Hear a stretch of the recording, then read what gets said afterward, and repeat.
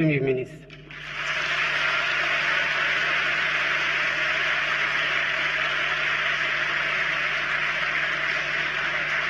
Mes félicitations à l'ensemble des membres du gouvernement.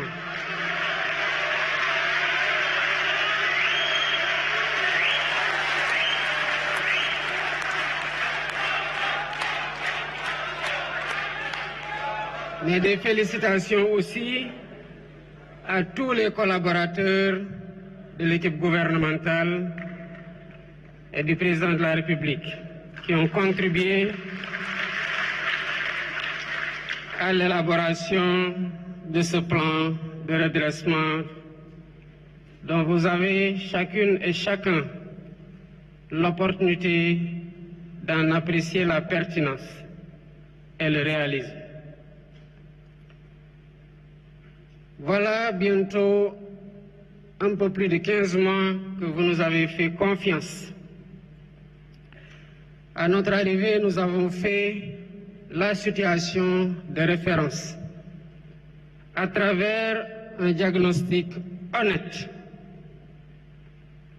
D'abord, par un audit de l'Inspection générale des finances publiques, comme nous l'impose la loi 2012-22 portant code de transparence dans les finances publiques. Nous avons par la suite remis cet audit pour certification à la Cour des comptes qui en a aggravé les résultats, comme pour témoigner de sa liberté d'action et de son indépendance. Nous ne nous sommes pas arrêtés à ça. Nous avons commandité un audit externe par un cabinet avec une signature internationale, à savoir le cabinet Forvis Mazars. Nous avons fait tout ça pour que les Sénégalais comprennent,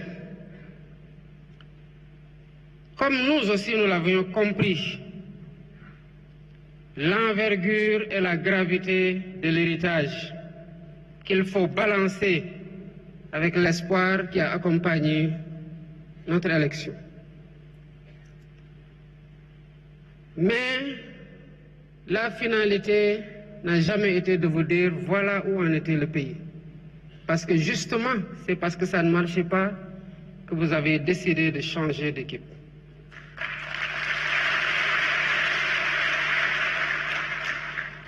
Et nous nous sommes donc attelés à proposer des solutions.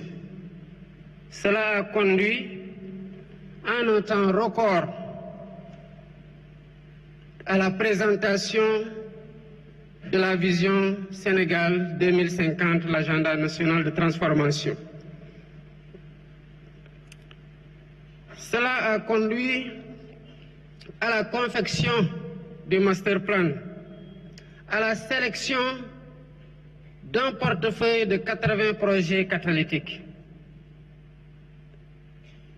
Mais nous ne pouvions pas nous en tenir à les exprimer, à les concevoir, à les partager.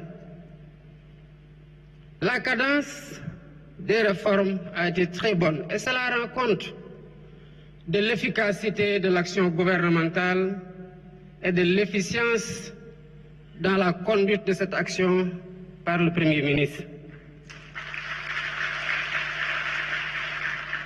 Pourquoi nous avons fait le choix de la vérité? Parce que nous savons que vous avez élu des hommes véridiques pour les avoir éprouvés.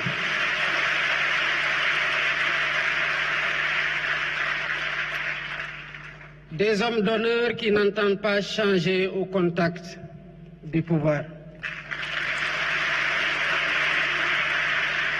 Nous avons fait le choix de la vérité parce que nous avons du respect pour vous, peuple sénégalais. Nous avons fait le choix de la vérité parce que nous voulons imposer à nos interlocuteurs le respect qu'ils nous doivent en leur donnant le respect que nous nous devons. Et cela ne se fait que dans la vérité. Mais nous avons aussi fait le choix de la vérité pour corriger les anomalies et nous assurer que plus jamais cela ne puisse se reproduire.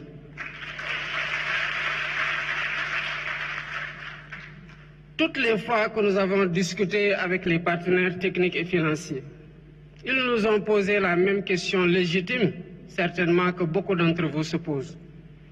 Oui, mais comment allez-vous redresser la situation? Il fallait justement un plan pour redresser la situation et c'est là toute la pertinence du plan de redressement que le Premier ministre a conçu et a présenté. Avant, quand des difficultés étaient relevées à la suite d'un diagnostic, on se contentait justement à dire que nous allons maîtriser les dépenses publiques, que nous allons faire une meilleure mobilisation des ressources domestiques, que nous allons mobiliser des financements endogènes. Oui, mais la question du FMI revient toujours. Oui, vous allez faire tout ça, mais comment? Concrètement, vous allez le faire? Évidemment, il n'y avait pas de réponse, si ce n'est dinañ ko lijjanti.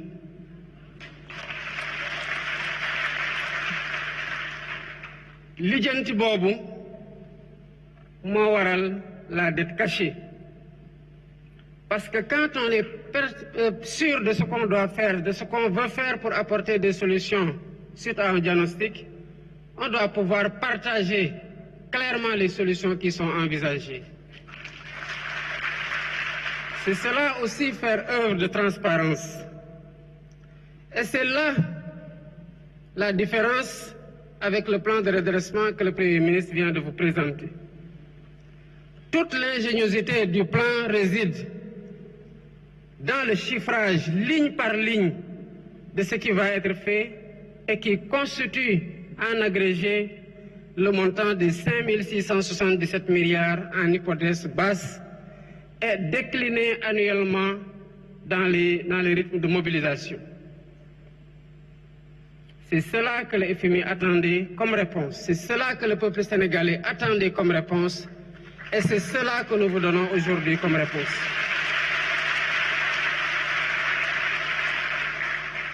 Le Premier ministre l'a dit à juste titre. Le redressement a commencé avant ma prestation de serment. Quand lors de ma visite au Palais de la République, m'entretenant avec mon prédécesseur, je lui ai dit que j'ai appris que vous êtes sur le point de signer une convention, une concession sur les chantiers navals de Dakar qui n'a pas été négociée dans les bons meilleurs termes.